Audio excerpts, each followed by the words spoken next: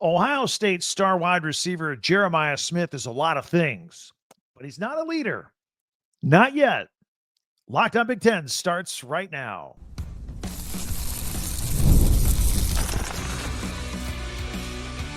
You are Locked On Big Ten, your daily podcast on the Big Ten Conference. Part of the Locked On Podcast Network, your team every day. Welcome to Locked On Big Ten. I'm Craig Sheeman, 40 years as a sports talk show host and play-by-play announcer. And I want to thank you for making us your first listen each and every day. We're free and available wherever you get your podcasts and on YouTube. Part of the Locked On Podcast Network, your team every day. Please hit that free subscribe button down below while you're watching. That way, you'll never miss a single episode. So today we're going to talk about the Buckeyes wide receiver and how he needs to step up his leadership this year in 2025. BYU out-recruited Michigan for a player. What's up with that? Plus, we're going to do something a little different with our picks segment at the end of our podcast here today. Hang around for this. I'm going to have some fun with this. But as Ohio State football gets ready for this weekend's spring game, I'm reminded of Ryan Day's comments this week where he said just about everybody will play with the exception of a select few. Thought that was code word for Jeremiah Smith, right? You can't risk injuring him in an exhibition spring game, right? He's everything to this Ohio State football team. Well, almost everything. He's not quite the vocal leader that they'd like him to be. Not yet, anyway. Not yet. He's working on it. That'll come. But I was reading a piece in 11 Warriors that said, showcased this internal battle that's going on inside of Jeremiah Smith's head. He's someone, on the football field that doesn't want to get big-headed, wants to stay modest. That's admirable, especially when playing a position that is noted for developing loud, brash divas that want the ball and they want all the attention that comes with it. That's not Jeremiah Smith. Yeah, he wants the ball, not the diva part, though. So, in fact, Jeremiah Smith is exceptionally quiet. He keeps his head down. He goes to work every single day. That's how he leads. Again, all that is fantastic. But let's be real here. He still has 2 more seasons left in front of him here at Ohio State before he's eligible for the NFL draft. If he were coming out in 2 weeks for the NFL draft, he'd be a top 3 pick. There's no question. That's a consensus. So in the meantime, there are still some things he's trying to work on, like vocal leadership in the Buckeyes locker room and on the field. But again, that is the exact opposite of, what we just told you that his personality is and different from his playing style. So when offensive coordinator Brian Hartline, who recruited all of these wide receivers, was asked who the local vocal leaders are in the Ohio State locker room and the wide receiver room, he said it was Carnell Tate and Brandon Innes, not Jeremiah Smith. He acknowledges that everybody wants more personality out of him. He means Smith. Smith knows that the team wants more out of him in this department. And he mentioned that there was a recent leadership meeting where he got called out by his teammates and his coaches to be more vocal, to be that guy in 2025. He said he's willing to work on it, but it's going to take time because it's not really who he is. For the uninitiated, here's who he really is. As a freshman, he hauled in 76 catches, 1,300 yards, and a whopping 15 touchdowns during Ohio State's amazing national championship season. So he really doesn't want to get all big-headed and let all the success go to his head. And he likes to let his play on the field do the talking for him. But he don't want to get big-headed about the performance or his ability. So he feels like there's room for improvement here. And he doesn't want to look at his amazing freshman year and just relax. He wants to get better in all facets. So he's not about living in the past. The national championship was great in 2024. It's over. He's ready to move on to 2025 and see what else he can do. Speaking of 2025, and this weekend's spring game for Ohio State, I mentioned in previous podcasts this week how I'm curious as to whether Jeremiah Smith will actually get on the field Saturday, or will Ryan Day protect him from injury and keep him on the sidelines and all that stuff. Given what we just talked about, though, and regarding his demeanor, I'm sure he wants to be on the field with his teammates, at least for a little while. And he wants to help try to make himself better. He wants to make his teammates better. I think he wants to be out there. So, kind of wondering how Ryan Day is going to handle this situation. Plus, I'm interested in seeing the quarterback situation. And, we've been reading a lot. We've been talking a lot. Julian Sayin, veteran backup. Lincoln Kienholz. Kienholz apparently has the edge, the upper hand right now. Sayin's still trying to figure stuff out. That's a lot of what we have heard. So it might benefit everybody if Smith was out there on the field as a live target for these quarterbacks. Or remember, we talked about the format for this thing. They might do just some contact, some thud drills where you go until you hit, but you don't tackle. And then they're going to kind of ease into doing a full-blown offense versus defense. I'm thinking maybe they put Jeremiah Smith out there for the thud drills, again, where the defenders are instructed not to tackle anybody, and have them get a few reps with the quarterbacks under that situation. Heck, if he were out there, I'd put the quarterback do not touch vest on Jeremiah Smith as well. No hitting whatsoever. But anyway, in due time, by tomorrow, we'll figure this out and how this is going to work out. By the way, on a fun note, I don't know if you Buckeyes fans saw this, but Jack Sawyer threw out the first pitch at a Cleveland Guardians game this past week. And despite playing baseball his entire childhood, right up to high school before he committed to football, he sailed one. He sailed one right over the catcher and the mascot. I mean, just way over their head. Look, I've done this before. It's harder than it looks. That plate looks so far away when you get on that hill. Anyway, it was a fun moment. He's getting ready for the NFL draft. I'm always going to remember Jack Sawyer, not for the little ceremonial first pitch of a Guardians game. I'm going to remember him as a guy that gave his heart and soul to Ohio State football, and then all of a sudden found himself in an unenviable position where they lost to Michigan, and the guy, after giving everything to Ohio State, couldn't go out in public because people were so upset with the Michigan loss, and then flipping the script again to being the guy that did the sack, fumble, scoop, and score against his former roommate and Texas quarterback Quinn Ewers in the playoffs, and helped send the Buckeyes on their way to a national championship game. That's what I'm going to remember. They should build a statue of Sawyer outside of Ohio Stadium. That moment just encapsulated in a statue forever. It was a great moment. It was one of the greatest moments ever of Ohio State football. Speaking of Texas, the team they were playing, that's exactly who the Buckeyes are going to open the 2025 season against on August 30th. Quinn Ewers is long gone, and it'll be Arch Manning's show at the helm of the Longhorn offense. Also, on another note about the spring game and why it's important to have them, I think they're great for recruiting and bringing kids in for somewhat of a game day experience. The Buckeyes on Saturday will be hosting Felix Ojo this weekend. He is a 5-star offensive tackle. He's 6'6", 275 pounds. He's the 4th best rated tackle in the class of 2026. He canceled his visit to Notre Dame this weekend to be in Columbus this weekend for the spring game. What does that tell you? He still has visits planned for other schools, Michigan, Ole Miss, Texas, and Oklahoma. And he's already got another visit already on the slate for Ohio State. So Ohio State looks like they're very much in the running for this guy, for sure. Hey, be sure to hit that subscribe button if you're just checking us out for the first time so that you never miss an episode. Don't forget, you early morning commuters out there, if you want, there's another option, audio only. They're out 2 hours earlier than our video podcast each and every day on Apple or Spotify or wherever you get your podcasts. So again, if you're out there driving in the dark at the wee hours of the morning, our audio podcasts are out super early. So check that out.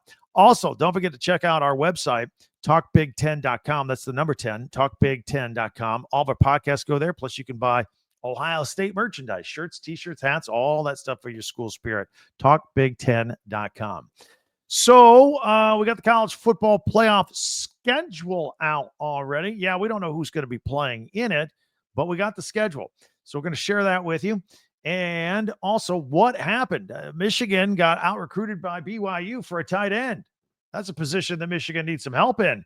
We've got some Big Ten news. And in our pick segment, in our final segment, we're going to do something a little different with NFL draft odds involving Big Ten players. All that's coming up right here in 1 minute on Locked On Big Ten.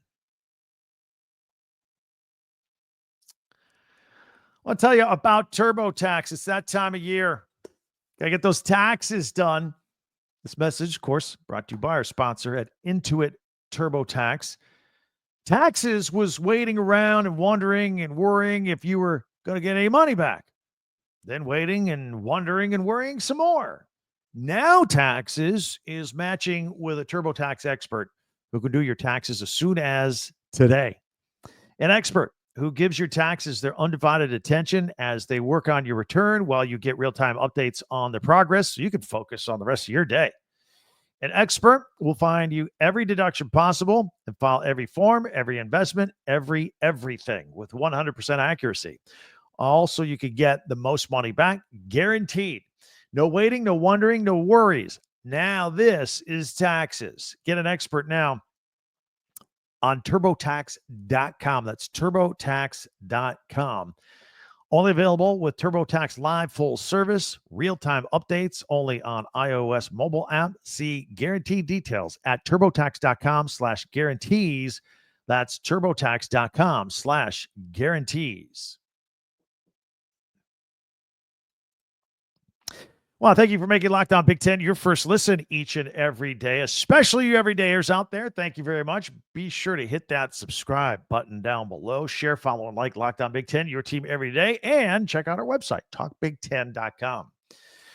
Since so many big teams make the college football playoffs, many of you will be interested in the college football playoff host sites and format just released this week.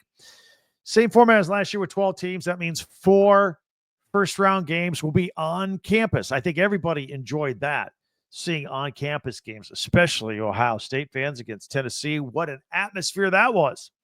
So the first-round games, the on-campus games, game 1, there'll be a standalone game on Friday night, December 19th on a campus, to be announced later, depending on who gets in the playoffs. And then the next 3 will be the next day on Saturday, December 20th. Then we got the quarterfinals. We'll pick it up on Wednesday, New Year's Eve, December 31st. That'll be the Cotton Bowl. Thursday, January 1st, the Orange Bowl. That'll be in the early afternoon. We'll have the Rose Bowl in the 5 o'clock hour Eastern, late afternoon. And then the Sugar Bowl will take place in prime time. And then that will lead us to the semifinals, Thursday, January 8th, and Friday, January 9th. The January 8th game will be the Fiesta Bowl semifinal. And then the 9th will be the Peach Bowl semifinal. And then our national championship will be on January 19th. It's at Hard Rock Stadium this year in Miami Gardens, Florida. So there you have it. Yeah, I'm probably going to get about 4 Big Ten teams in there. So I thought I'd let you know. A lot of you will be interested in all that. So here's something you don't hear every day. Michigan lost a recruit to BYU. In fact, as great as Michigan's 2025 recruiting class is, the 2026 class is off to a little bit of a slow start, but I wouldn't worry if I was a Michigan fan because Sherrone Moore's class of 2025 got off to a slow start. People get a little worried and then it finished with a bang, capped out by Bryce Underwood. So I wouldn't worry just yet, but we should know that the Wolverines only have 3 commits total so far for 2026.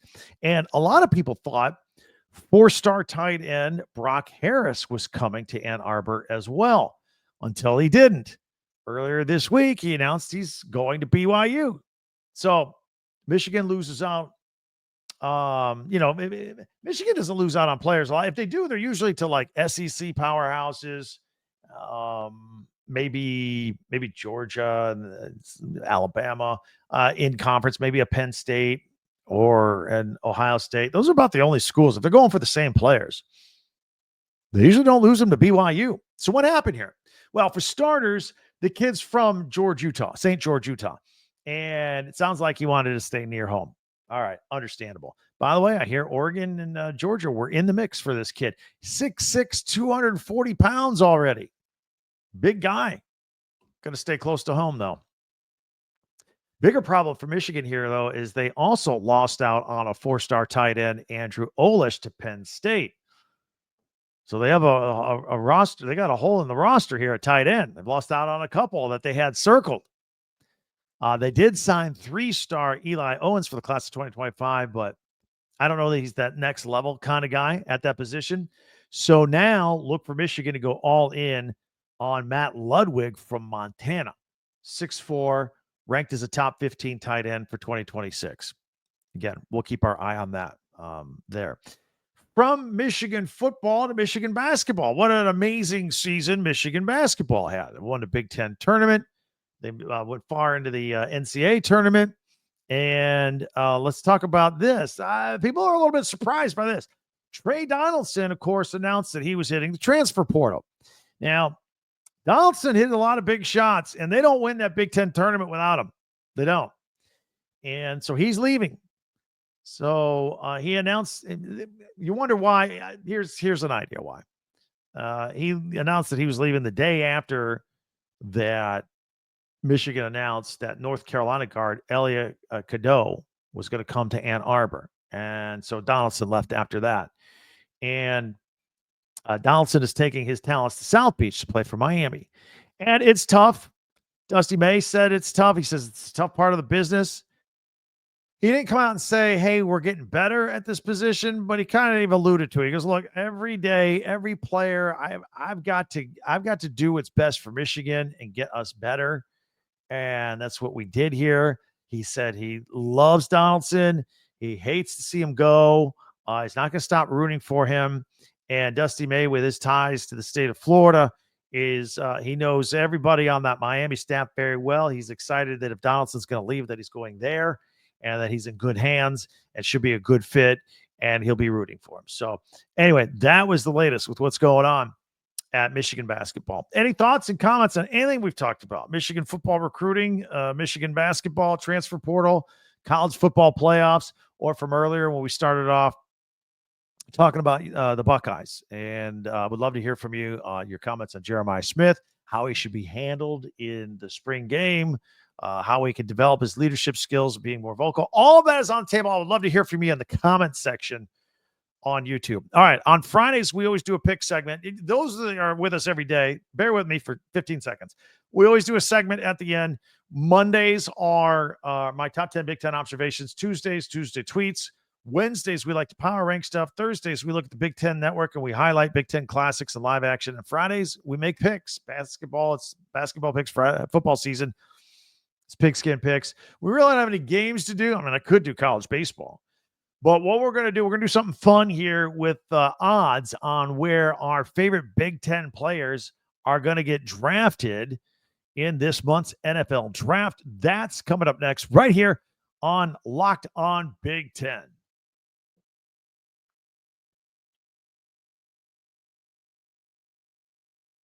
All right, it's time now for our pick segment on Locked On Big Ten.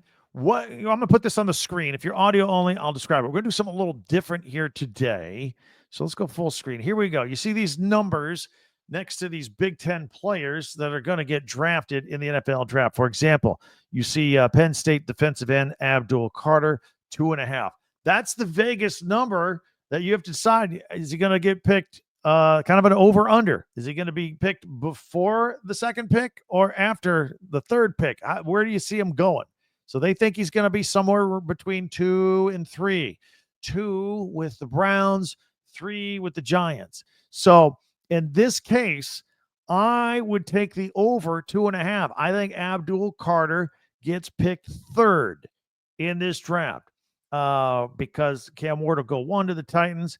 And 2 weeks ago, I would have told you take the under. Abdul Carter was going second to the Browns. I think they're going Travis Hunter this year. And that means I think then the Giants will take Abdul Carter third. I think the Giants have the easiest job in the draft on the opening round on that Thursday. Whoever the Browns don't take between Travis Hunter and Abdul Carter, they just take the other guy. And I think they're going to be fine. So I would take Abdul Carter at 3. So take the over there. How about Michigan defensive tackle Mason Graham? A lot of people hyping him up. His stock has been rising. He's at 5.5 I 5 to the Jaguars, maybe. Some people say the Jets at 7. That's a tough call. I think I'm thinking he might go as high as 5. I would take the under and 5.5. All right. Back to Penn State, tight end Tyler Warren, best overall tight end and a little side action quarterback if you need it. He's that good. They got him at 9.5. We'll see. I mean, he was the best tight end. He was first team All American. He was first team All Big Ten.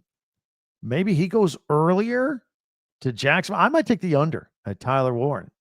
I think he maybe goes high as 5 to Jacksonville, perhaps. And then Michigan corner Will Johnson. A lot of people are not talking about Will Johnson because he was hurt this past year. But believe me, there are teams that want him. His number is at 11.5. Circle the 49ers at 11. I think they like him. I think that's where he's going. So I would take the under 11.5. How about another Michigan player? Colston Loveland, tight end, 6'5", 245 pounds, second team All-American, and 19.5. That seems a little high. Maybe the Colts take him at 14. Super. I'd go under. I'm going under on all of these except Abdul Carter. I think I'd go the over on him. So let me know what you think. That's how we play in our odds game here today. I'm going to put up some other players up here just to discuss because there's a lot of high profile players coming out of the Big Ten. Now, I don't have numbers on these guys because they're going to go a little bit later, and Vegas really doesn't want to do much with it. Start off with offensive tackle Derek Harmon out of Oregon. I think maybe he goes in the early 20s, maybe Pittsburgh, depending on what Pittsburgh's quarterback situation is. They want to shore up that offensive line. And then notice the rest of this list. All Ohio State and one Michigan guy. I mean, this is what happens when you win a national championship. I like 2 offensive linemen, Donovan Jackson, a guard, and tackle Josh Simmons. These guys I think will both go in the first round. They could be interchangeable. I know the Chiefs late in the first round got to do something at offensive line. I wouldn't be surprised if one of these 2 guys end up being a Chief, particularly Josh Simmons. So watch out for that. And then I think that's where we cut off the first round. I think Emeka Egbuka is an early second-round pick. I think whoever gets him is going to be thrilled. I think I don't want to say diamond in the rough because he's already pretty good. He's been in the shadow of a couple of big receivers at Ohio State. He's pretty good in his own right. He's going to find a home, whoever drafts him, and be good to go. And then in our last 4 I've mentioned here, we got 2 of the 4 are running backs for Ohio State. Travion Henderson. Look, Ashton Gente at Boise and Omarion Hampton from North Carolina, they're going to go in the first round. We're going to have 2 running backs, I think, go in the first round. After that, here's where you go. Travion Henderson, Quinshon Judkins. Where do they go? How about maybe the Bears looking for a running back? And I'll tell you why. Ben Johnson, offensive coordinator with the Lions, now the head coach of the Bears. And he's got, his playbook, what he likes to do. And he likes a strong offensive line, solid quarterback, got your receivers, but if you got to have a yard, the Detroit Lions got it almost every time behind a big offensive line, which they shored up the 3 interior spots at free agency. They got their young quarterback at Caleb Williams. They need another running back. I think the Bears in the second round go running back, and I think it might be Travion Henderson or maybe Quinshon Judkins. So check that out. Kenneth Grant from Michigan, early second round as well. Could go anywhere. And then don't forget edge rusher JT Tuimoloau with Ohio State. He may sneak into the first round, or he may be early second round. Who needs some help with some defense? Maybe a team like the Bengals, if he's still around in the second round, because they've got contract problems with the guys they've got. They need some help. Maybe the Lions need another edge rusher, maybe late in the first round. So these are where I think some of these guys may be going. Anyway, let me know what you think. Those are how we're looking at our draft position and our odds with all that. It's going to be a lot of fun. Less than 2 weeks away. In the meantime, there are many ways for you to interact with this podcast. Don't forget Twitter or X at TalkBig10 number 10. Don't forget our website, talkbig10.com, where our podcast and your favorite school merchandise is. You can get links to it right next to all of our podcasts. Whatever you do, be sure to subscribe for free. It's quick, it's instant, doesn't require any information, and that way you never miss an episode. And for you early morning commuters, audio-only podcast on Apple and Spotify and wherever you get your podcasts. The audio version comes out, like, I think 4 a.m., way early, way before the video comes out. So if you need a little company on your way to work in the dark and while listening to us, we're here every day. So check it out. Go back, check out another podcast maybe you missed from earlier in the week. Tell your friends about us. We're here each and every day. And don't forget, for a second listen, feel free to check out Locked On NFL Draft with Damian Parson and Keith Sanchez. We're just talking about some Big Ten players, where they're going to go. These guys know all about these guys. So check that out. Again, it is Locked On NFL Draft on YouTube or wherever you get your podcast. That'll do it for us. Another great day, another great week. Thank you very much. Enjoy your weekend. We'll be right back at it. Monday, we're going to be discussing the Ohio State spring game first and foremost. Going to be doing that among all the other news going on around the Big Ten. For Locked On Big Ten, I'm Craig Sheeman. We'll talk to you next time.